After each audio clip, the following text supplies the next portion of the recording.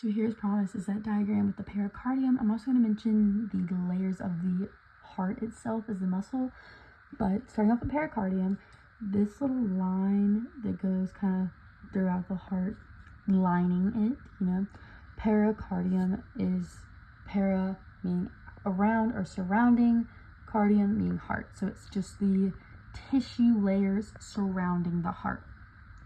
The closest part of the pericardium that's like to the heart is going to be your visceral pericardium. So visceral just means organ, so it's around the organ of the heart. So it's just the one that's closest.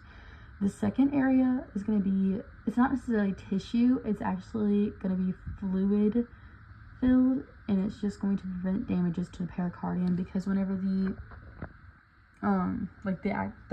parietal pericardium, so parietal meaning outside, pericardium around the heart, so it's the furthest part of the heart.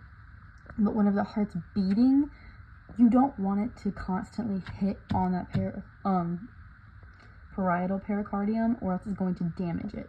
So that's why that thick sebaceous fluid is in the pericardial cavity, to prevent damage to the parietal pericardium.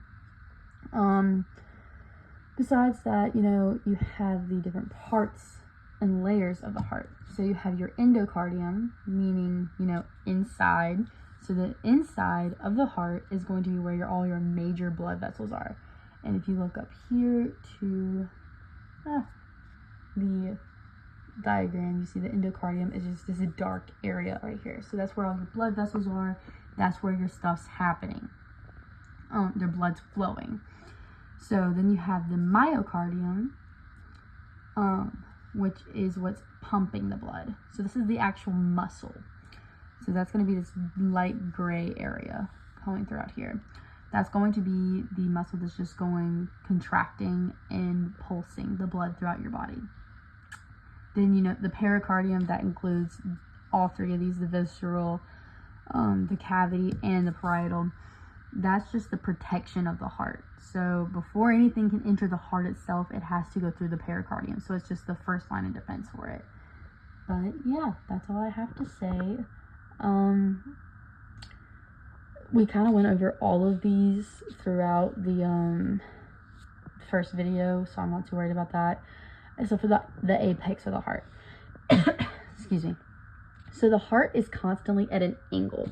So the apex of the heart, which is just the point of it, is kind of pointed towards your left hip, while the top of the heart, the superior area, that's facing your right shoulder. So it's really just at an angle at all times.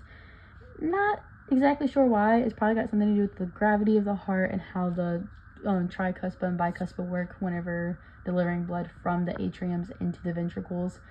But yeah, that's all I have for this one. Okay, I hope you guys, figured out this and can use it on the pop quiz come Monday. But if you have any questions, just let me know and I'll see if I can figure them out or answer them for you. Okay, bye-bye.